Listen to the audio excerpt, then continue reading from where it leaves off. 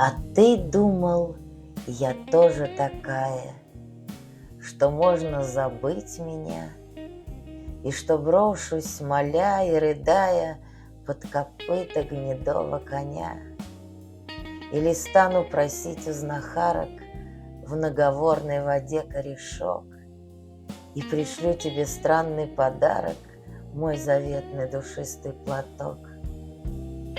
Будь же проклят!